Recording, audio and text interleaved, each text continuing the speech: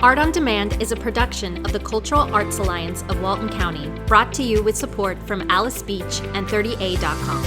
While these events are provided at no cost to you, we do ask that you donate what you can by visiting our website, culturalartsalliance.com, in order to help the CAA continue to foster creativity, employ artists, and bring you entertainment, education, and engagement through Art on Demand. We hope you love this virtual event.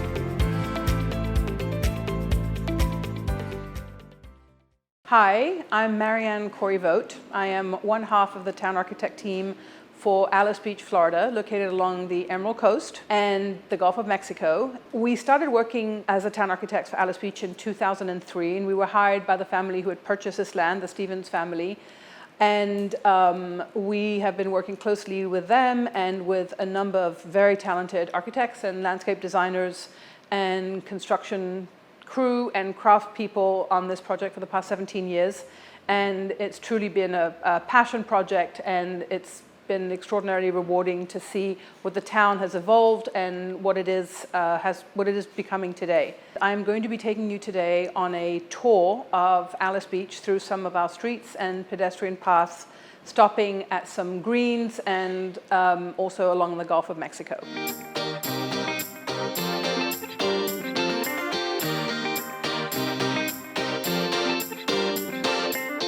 So the overall master plan of Alys Beach was designed by the master planner Duani Pleda-Zyberk and Company, DPZ and Company, and they are also the master planners for Seaside and Rosemary Beach, and this was their third generation new urbanist town along the Florida Panhandle, and specifically along 30A. So when the Stevens family decided to develop this property, they naturally turned to DPZ, and Andres Duani, as the lead designer, decided to listen to people who were wanting to live along the Florida Panhandle. And in his conversations with residents in his other towns, as well as people living along 30A, he gleaned that people were loving the idea of a shared public civic realm and becoming part of a town, but they also were moving here more to be full-time residents and wanted a little bit more privacy.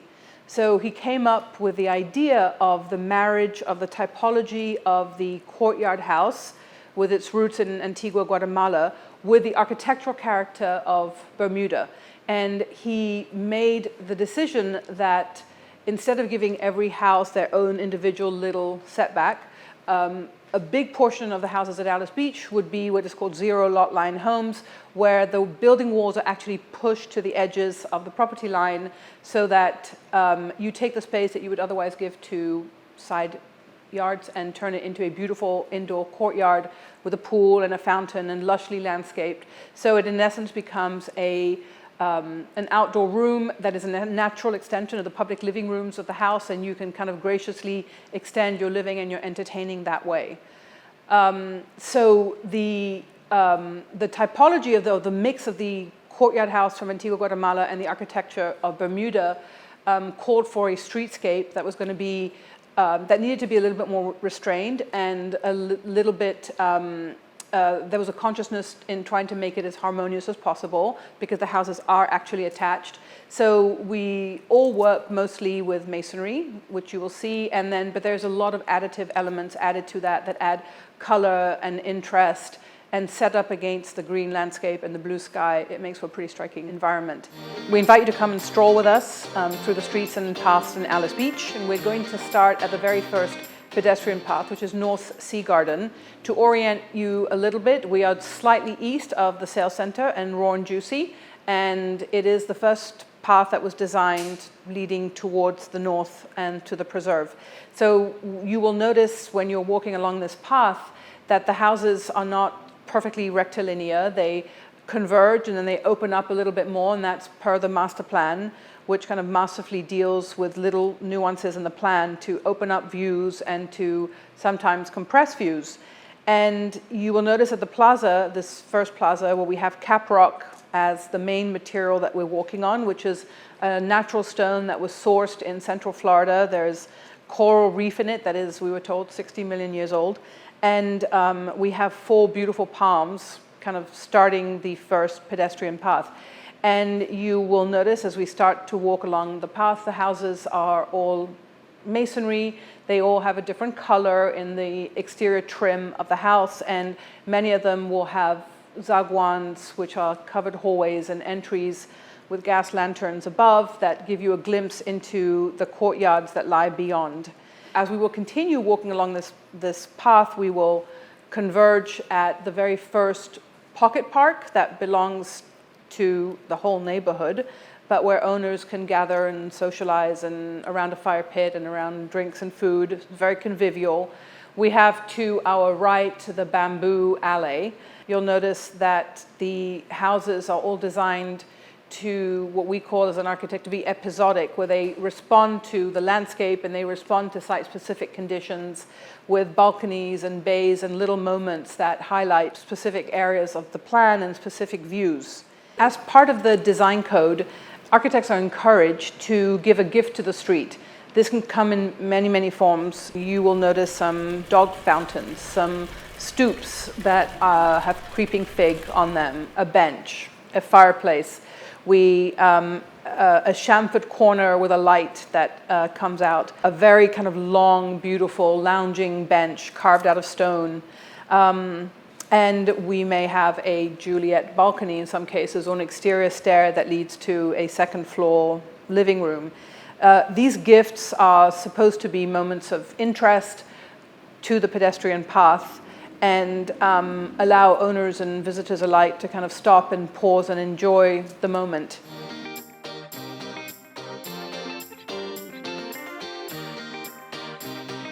So as part of the pedestrian path, as we start to transition between, let's say, a more urban part to a little bit more of a rural part, we have a little gathering of urns and plants here. This is our soup garden. There are different plants that are planted periodically that owners and guests can come and pick from to cook with, whether it is rosemary or thyme or sage or mint. This is actually how our girls learned a lot about cooking. We would tell them, please go get some sage leaves or some rosemary from the soup garden at Alys. Okay, now we're along McGhee Street, which is one of the main thoroughfares going east-west. And you will notice along this street that actually if you turn and look towards the east, the Calisa row houses anchor that viewpoint. And for us, this is a perfect example of just a good moment of urbanism and architecture and landscape and sculpture that kind of all come together. The row houses is fronted by a little green, and you will notice that at the center of the intersection is this beautiful sculpture called Tangerine. And I encourage you to listen to Alice Stevens talk about this particular sculpture and the origin of both from the artist's point of view as well.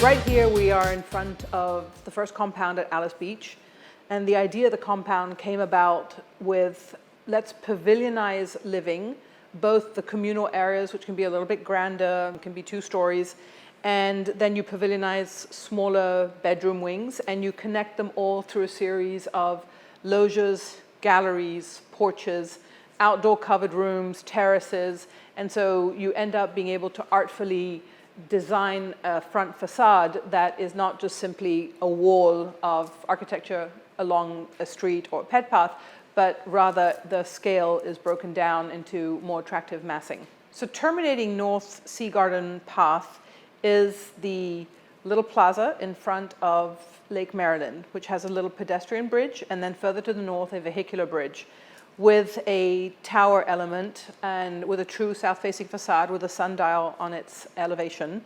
And Lake Maryland was designed to really respond to a sustainability request that had come both from the family, from the developer, and from the master planner, which was let's find a way to irrigate the common areas of Alys Beach without the staining from the iron, which occurs naturally in the water. And so we designed a simple windmill that operates a pump that aerates the water, which is fed from 7 wells on the site, naturally on the site. The pump and the aeration of the water allows the ions to naturally settle to the bottom of the lake, and the clear water rises, and then that water is used for irrigation for all of our common areas. And also along the lake, we planted 3 different species of blueberries, edible blueberries, no chemical pesticides, nothing. And so these blueberries are picked and enjoyed by owners and guests alike in Alys. So water and the sound of water is really important to Alys Beach. Not only can one enjoy the Gulf of Mexico with all of the wonderful sounds and that you hear when you are along the Gulf, both from the waves crashing, the wind, the natural sound of the breezes kind of coming back through all the way to the north. Houses also, most of the houses in their courtyards are going to have pools or fountains or both. And the public realm of Alys Beach also has many different fountains, sometimes attached to homes and sometimes as an individually designed element, like you will see right here at the base of Lake Maryland, where we decided to be a little bit fanciful and twisted the copper pipes to a large urn where water is received and then cascades back down. It's really kind of wonderful when you do walk around Alys, both at night and during the day, that you constantly hear the sound of water and you never quite lose sight of the fact that we're along one of the most beautiful areas in all of Florida. Andres Duwani says he doesn't know of a more beautiful place in America than Alys Beach. So right now we are at Papilio Park, which is a little green that actually occurs literally in the middle of a street. The street goes around the Papilio Park, and anchored on both ends of the park is olive trees, a grove of olive trees planted both on the north and the south end. Again, terminating North Charles Street is another beautiful sculpture, which you can listen to the episode that Alice Protzman would have given on the sculptures of Alys Beach, which is truly remarkable. And at the center of Papilio Park is another sunken green where teak benches line the edges and a bubbling fountain kind of emerges from the center.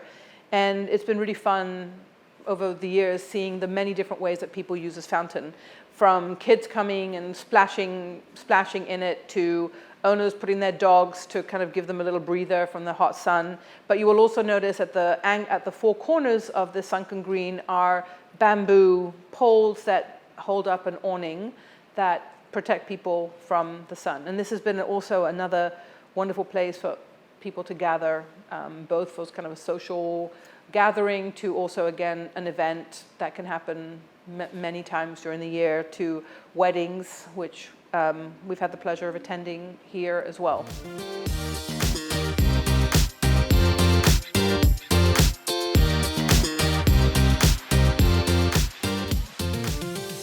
One of the beautiful aspects of Alys Beach is that 20 acres of preserve were actually deeded over in perpetuity, not to be touched. And we've walked past a couple of greens and parks that have been a little bit more design intense. But we have a moment right here where the natural preserve is invited to kind of finger into the neighborhood. And we kept a lot of the natural vegetation, the pine trees, the oaks that naturally occur in this area. And we are in a little bit more of a rural neighborhood where houses may be more detached. This is a neighborhood that is under construction, so we have some finished homes and some that are currently under construction. But this park introduces yet another design to Alys Beach. So a third type of home and residence that we have at Alys is the completely detached villa or house type, which a lot of people are used to seeing, which may have side yards. They also all are going to have a private courtyard in the middle of their lot. So in this case, the villas along this green, they're brand new, as you can see, and the green was put in relatively new. And in this case, because we are backing up to the preserve, the landscape designer thought to kind of draw in the preserve, and so it kind of fingers into the neighborhood, it weaves its way. As we leave the preserve park, which naturally extends the natural foliage and trees of the preserve into one of the neighborhoods of Alys Beach, as we start walking down North Charles Street, which is a little bit more urban, you'll notice this little area right here where the houses are purposefully set back to create a moment of respite from the urbanism. And we planted some elms here, so this is Elm Park. And it is again a moment where you can have a little bit of shade, where the architecture gets to breathe a little. And if you look both to the east and to the west, you will notice there's a little bit of topography. So steps were incorporated leading one to a different part of the neighborhood with landscaping planted along the edges of the houses and also at the center of the path. The path is lit at night, and so again, it's just another wonderful little moment as you're walking through the town. So North Charles Street is an example of a vehicular street. And it would be good to point out that every other street in Alys is a vehicular street. In between the streets, the houses actually front a pedestrian path. What this does is it actually makes the cars disappear into parking courts that are at the center of the blocks. And so you are consciously not as aware of cars. This was a very deliberate decision made by the master planner to just have the cars become secondary to pedestrians.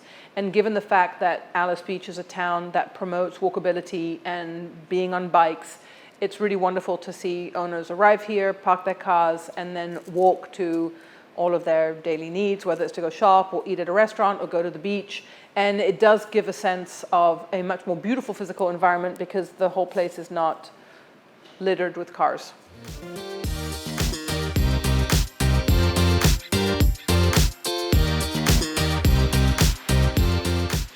As we move along to the south side of 30A and we start taking a stroll down South Charles Street, you will notice that here the architecture may become purposefully a little bit more intense. And the reason for this is a lot of owners want to take advantage of the incredible views to the Gulf of Mexico beyond. And so all of the houses are designed with balconies that cantilever over the right-of-way and terraces on third floors that will afford one views in perpetuity of the Gulf. And so it does make for a very kind of interesting visual experience as you're walking down the street. And what's so beautiful and wonderful about Alys is that, we enjoy this 32-foot elevation above the Gulf, and the Gulf is to be enjoyed by everybody, not just the people who own Gulf Front.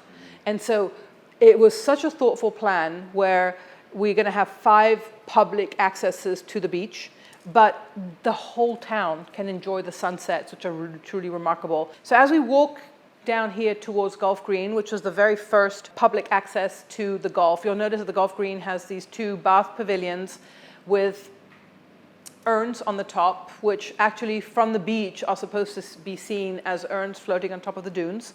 And the bath pavilions are faced with scallop-style tiles, which are supposed to be reminiscent of both fish scales and the waves of the ocean. And this is a moment where the architecture changes yet again. As we get to the Gulf and property values become a little bit higher, where everybody wants to take advantage of the extraordinary views we have of the Gulf, the lots become a little bit smaller, and the architecture becomes yet also a little bit more intense, hopefully beautifully so, and houses can go to full 3 stories with many 4th floor terraces, and some owners have taken advantage of this by actually adding rooftop pools where you have this extraordinary 180-degree views of the water. And one of the things that is maybe not so well known about Alys, but which is truly remarkable, is that this was the very first town in the US where every house had to receive 2 certifications. We had to build to the fortified standards as instituted by the Institute of Business and Health Safety. So every house has to be able to not only withstand and build up to the Florida Building Code, but we actually build above and beyond that to 20 miles an hour over that. It gives owners who may have a vacation home here an enormous amount of comfort knowing that their house is going to be extraordinarily well protected in case of a hurricane. We happen to enjoy a 32-foot elevation above the seawater here, which is wonderful, but the wind is the wind, and so these structures are all designed to withstand 117-mile-an-hour winds, which is quite remarkable. In addition to that, every house has to receive a Florida Green certification as well, just making sure that owners try to do their best to make smart decisions about the materials they use, about the plumbing fixtures they choose, and they can choose whether they would like to be bronze or platinum in that division. It is a decision that owners and architects make by themselves. So every house here has both the fortified and the FGBC, the Florida Green Building Coalition certification.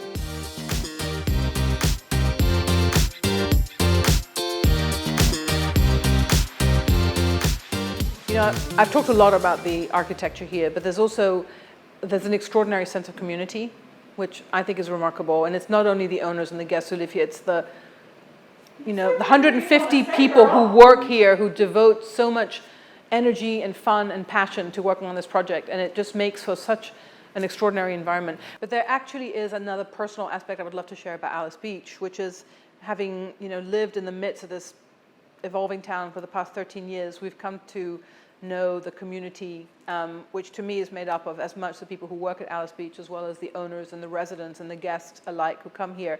And it's an extraordinarily welcoming place with owners and guests and everybody who works at Alys feeling extraordinarily passionate about this project. And I think it is reflected in everything that is done here. And I would welcome and love for all of you to come and take this tour for yourself, walk the streets, discover something new, take part in the events, support the Cultural Arts Alliance of Walton County, and take part in the community life, not only of Alys Beach, but of 30A South Walton. Cheers to you all. This has been extraordinarily fun, and I hope to see many more of you on this tour in person. Thank you for experiencing this episode of Art on Demand, presented by the Cultural Arts Alliance of Walton County, with support from Alys Beach and 30A.com. We hope you explored your creativity and learned something new today. As the creative core of Walton County, the CAA offers support, connection, and access opportunities for all forms of art, every variety of maker, all levels of learners, and especially art lovers. Through performance, funding, and educational programs, the 501c3 organization directly connects the people of Walton County with the broader view, the critical exploration, and the answers only the arts have the power to provide. If you loved this episode, please visit culturalartsalliance.com and click the donate button to give what you can to help the CAA continue to bring you art on demand. And stay tuned for our next virtual event coming soon.